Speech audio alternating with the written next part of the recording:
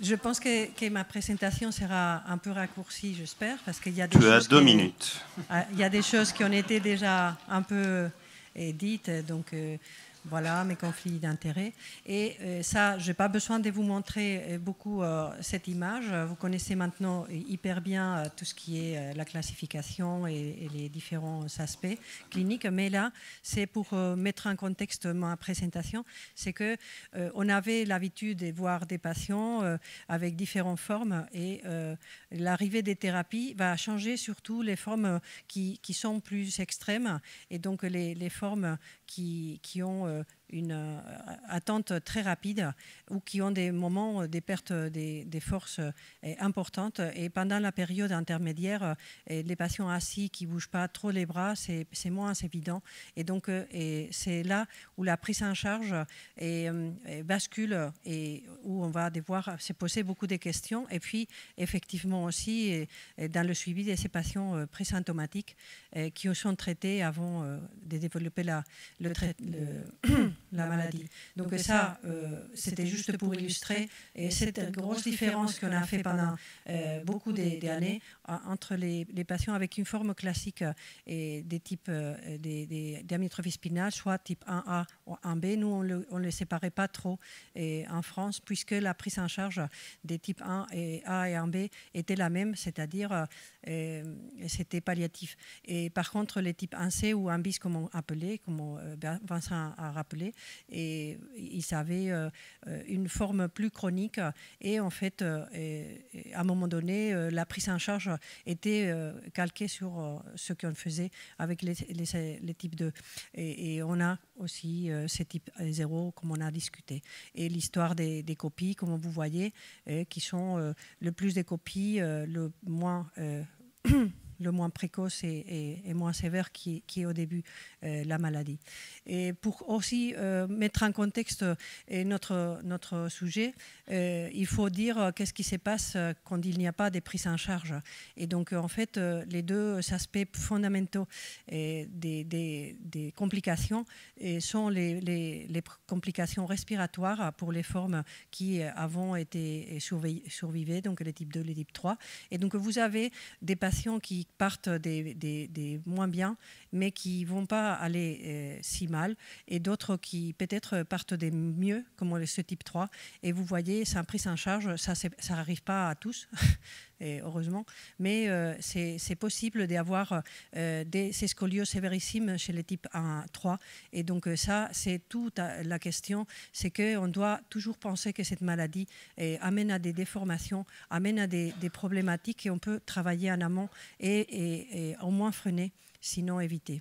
Et donc, pour mettre aussi en perspective la prise en charge, on est bien placé à Garches pour parler un peu de la prise en charge de ces malades, puisque les développements des traitements de ces deux complications fondamentales ont été le sujet phare des mes anciens et du service de nos chers professeurs Duval, vos pères, qui a travaillé pour développer un outil permettant que ces enfants qui étaient mous puissent tenir assis, même debout avec des attelles. Et donc ensuite, toute la partie de la ventilation, ils ont appris beaucoup, comme vous savez, de tous les patients avec poliomyélite. Et donc tous ces développements au niveau des machines de ventilation, initialement le poumon d'acier, etc., ils sont petit à petit pu partir à domicile avec des machines, et toute cette façon de ventiler est toute une école. Et enfin, on aura après le docteur Miladi qui va parler des techniques chirurgicales, mais initialement, on était des techniques chirurgicales on était plutôt une fusion, et donc il fallait attendre jusqu'à la fin de la croissance pour pouvoir s'en occuper de ces enfants. Qu'est-ce qui se passe dans les années 2000-2010, et il faut quand même, avec l'identification de cette maladie grave génétique, il faut quand même donner des consensus. Il y a des consensus internationaux, il y a aussi un consensus français qui a été mis pour essayer de faire vraiment que des enfants qui étaient sévères n'aient pas des trachéotomies parce qu'on voyait que c'était une catastrophe. Donc ça a permis quand même de limiter ce type de problème. Après, les avancements, les années après, on était, de mon point de vue, très important au niveau des traitements chirurgicaux de l'escoliose et ça a allégé quand même pas mal à partir de 2010 la vie de ces enfants. Et la date butoir qu'ils avaient et les familles de cette opération, ça continue à être un point important dans la prise en charge, mais c'est beaucoup moins stressant. Et enfin, en 2016, les thérapies innovantes qui ont tout changé et qui nous font se poser la question de cette prise en charge. Et heureusement, on peut parler déjà qu'on a produit un protocole national des diagnostics et des soins qui est très récent et qui reprend un petit peu des choses dont je vais parler. Donc, il ne faut pas croire que la prise en charge a changé. C'est juste que on doit regarder le patient, essayer toujours d'anticiper et les recettes sont à peu près les mêmes, sauf qu'il y a des patients qui vont bien évoluer, donc on n'a pas besoin d'utiliser des choses qu'on utilisait avant et de façon très proactive. D'autres choses, il faut les utiliser en proactif, donc on verra un peu.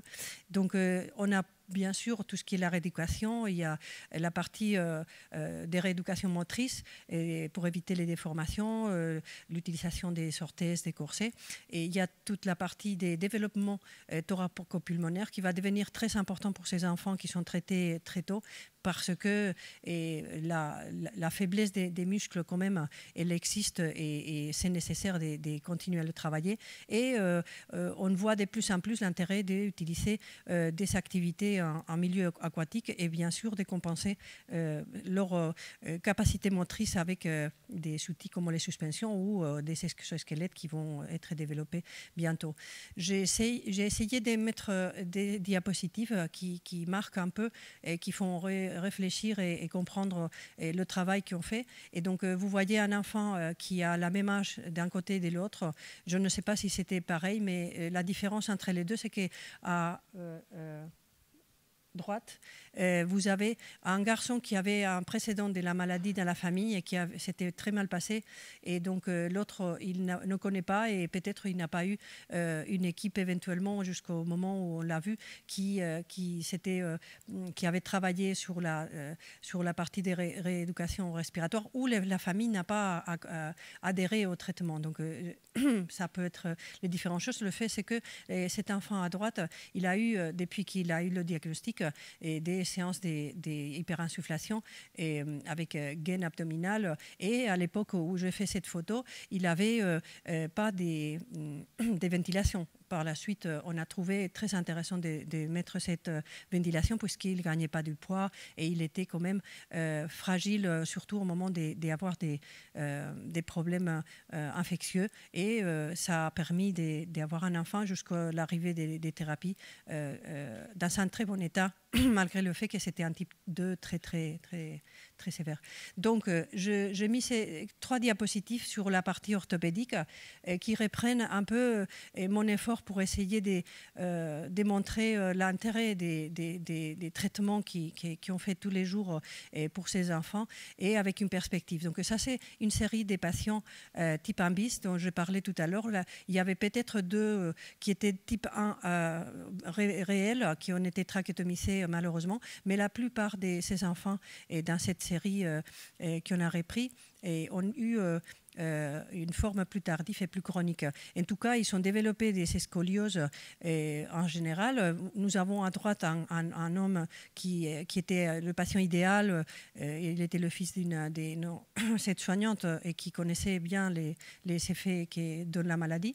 Et donc, vous voyez que l'augmentation de l'angle de Cobb qu'on a obtenu sur cette série est relativement très, très limitée parce que si vous multipliez de 2,5 ou 5 ou 3 pour 10 ans, on se retrouve avec des scolioses qui ne sont pas terribles, hein, donc sont plus faciles, à une époque où il fallait attendre jusqu'à la fin, hein, de la croissance. Donc ça, c'est une révision pré-era thérapeutique. Et donc, mais le corset garchois, comme tout le monde connaît, c'est un outil, une orthèse qui est très utilisée, surtout sur les types 2. Et c'est des patients qui souvent vont montrer comment le garçon qui est couché sur le ventre, une insuffisance des muscles intercostaux quand il respire, surtout au niveau des parois costales inférieures. Et donc on sait qu'à ce niveau-là, il y a sûrement des paravertébraux qui sont faibles. Et vous voyez, dans la position assise, il a un peu d'effondrement. Et donc ces enfants, avant d'arriver le moment d'avoir une scoliose, nous à Garches, on a dans la ère pré-thérapeutique toujours essayé de corseter avant et les accompagner au cours de la croissance pour les amener à un moment où la chirurgie pouvait être faite et dans des conditions assez excellentes. Cet enfant, c'est un commentaire anecdotique, mais il est étranger, donc en fait il n'avait pas d'autres thérapies qui ont fait en France, et c'était à l'époque où il n'y avait pas des traitements thérapeutiques. Et une chose intéressante qui nous a montré l'étude qu'on a fait avec une série des types 2, qui était italien et français, et une révision, c'est qu'on a vu que le fait de mettre le corset avant l'apparition de l'escoliose, et notamment avant l'âge de 3 ans, faisait la différence. Et vous voyez la courbe d'évolution des deux... des deux... Donc ça, c'est les patients qui étaient corsetés tôt. Et ça, c'est la courbe d'évolution de l'angle des courbes des plus âgés. Quand les scolioses a une aggravation très importante, et ça on le voit dernièrement, c'est comme une épidémie après le Covid, avec les difficultés pour avoir traité ces enfants, ou parfois par exemple comme chez cet enfant qui a un type 3 qui évolue très rapidement et de façon très raide à l'époque où elle commence à être faible pour la marche. Donc on a des possibilités pour redresser le dos de façon conservatrice, et c'est les plâtres. Je ne vais pas parler, mais ça me paraissait très intéressant de vous montrer que le traitement des assouplissements du rachis a quand même un intérêt. Et sinon, on utilise ce type de traitements, ou pour les formes beaucoup plus graves, et en plus, on utilise des halotractions, et nos chirurgiens, ils sont très contents quand on le détracte pendant quelques temps. Des fois, pour ce patient, il a dû rester 6 mois. C'était à une époque, il y a beaucoup d'années, et on a fait une fusion pour lui. Mais vous voyez que sa vie a changé forcément. Donc là, je ne pouvais pas montrer une image sur les nouvelles instrumentations sans greffe, mais Milady l'autre fille Milady vous racontera plus. Mais ça nous a révolutionné le travail à Garches, parce que nous, on recevait beaucoup des patients qui étaient opérés avec un post-opératoire de la fusion spinale. Et après l'arrivée des nouveaux outils et des instrumentations sans greffe, et en fait, les patients ont beaucoup moins de difficultés à passer le cap, et au niveau respiratoire et au niveau de la récupération. Et c'est vrai que en plus on peut les opérer à une époque précoce. Donc si les scolioses sont graves, on peut prendre un remède plus rapide et plus efficace pour tenir cette courbe qui s'aggrave. Et les nouvelles thérapeutiques n'ont rien changé, parce que, et même je dirais, que ça font s'aggraver les scolioses chez certains de ces enfants.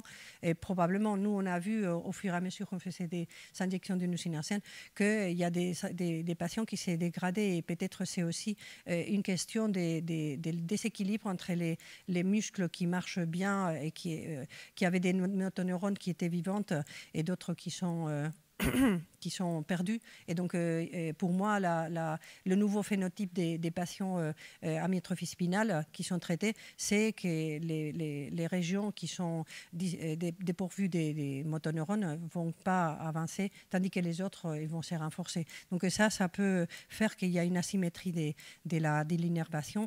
Et à fin de compte, c'est un sujet qu'il va falloir s'en occuper beaucoup, même en ère post-thérapeutique. Et donc, je montre ici le schéma qu'on a fait dans un consensus international en gris, et je mets en couleur les additions qui proposent notre façon de travailler en France grâce à l'existence de ces deux outils, d'une part les corsets et d'autre part l'instrumentation sans greffe. J'ai une petite partie finale de mon topo qui est pour vous mettre vraiment dans cette vie réelle et montrer quelques exemples. Mais vous voyez ici les courbes qui séparent beaucoup quand on traite un enfant avec une thérapie génique. À l'occasion, c'est une thérapie génique dans cette image. Et rouge, c'est sans traiter, et bleu, c'est traité. Et donc, une autre chose, comme on a dit, mais je pense que cette image est très très parlante, c'est que la dénervation est tellement rapide dans les 3 premiers mois pour les formes type 1 que, et vous voyez, le nombre de motoneurones qui existent à la naissance et jour à jour, semaine à semaine, et sont perdus et très très rapidement. Et nous, quand on fait notre Webex, des fois, on le fait même sans attendre les 2 semaines qu'on doit discuter des dossiers, justement pour essayer d'avancer les traitements, pour essayer de couper cette dégénération hyper rapide. Et on pense qu'il y a effectivement une fenêtre thérapeutique qui est relativement étroite, et quand le patient il a des attentes vulvaires et respiratoires, et la perte, vous voyez, des motoneurones est telle qu'on ne peut pas s'attendre, même avec le meilleur traitement, que la récupération pourrait être intéressante. Donc, on a passé avec les thérapies, surtout pour les patients avec type 1, une approche palliative à une approche proactive. Et donc, qu'est-ce qu'on se pose comme question quand on a les thérapies? Ça sera discuté dans d'autres topos, mais c'est sûr qu'il ne faut pas que ça soit trop évolué, que la vitesse d'évolution, de progression des patients, c'est important pour l'attente qu'on a de l'espoir ou l'attente des réponses. Et dans les mesures de suivi, il faut identifier sûrement des tests ou suivre un temps suffisant pour évaluer la réponse. Mais en attendant tout ça, nous, on doit traiter les patients. Et donc, qu'est-ce qui a changé? Ce qui a changé, c'est cette survie des types SMA type 1. C'est le fait de réaliser une thérapie qui est passée à être proactive, c'est-à-dire qu'on est volontaire pour mettre des ventilations, pour promouvoir la croissance thoracique, sans attendre à que l'enfant ait besoin, avec des indications spécifiques d'une ventilation. Et on utilise des mesures préventives, et par exemple, comme on a pour les prématurés, des vaccinations, palivizumab, donc la prévention des VRS, les deux premières années de vie, et bien sûr d'autres choses qu'on fait habituellement avec des patients type 2 et avec encombrement. Donc pour la nutrition, on a parlé un peu avec Vincent, il a déjà développé un peu ça. C'est sûr que on va essayer qu'il soit vraiment bien nourri, et le traitement proactif des troubles de déglutition doit être à la base du traitement. C'est hyper important. Ils peuvent avoir un reflux qui va faire qu'on a des problèmes respiratoires surajoutés, et la constipation peut faire aussi que les enfants soient hospitalisés de façon répétée. Et c'est sûr qu'on a passé beaucoup plus volontairement à la gastrostomie. Avant, les gastrostomies étaient très rarement faites chez les enfants type 1. Et là, on a, avec nusinersen, toute une série de patients qui ont dû avoir ce traitement. Et les familles l'ont vraiment accepté, même on posait la question souvent. Et pour la colonne et les articulations, j'ai déjà parlé, donc c'est un traitement préventif et proactif. J'ai quelques images d'un patient type 1A et un type 3, donc pour vous montrer un peu comment elle a été son évolution et l'intérêt donc c'est ce bébé qui avait une forme type A, 1A, et qui était très immobile. Quand on l'a mis dans le bain, on a vu qu'il avait des mouvements des 4 extrémités et actifs.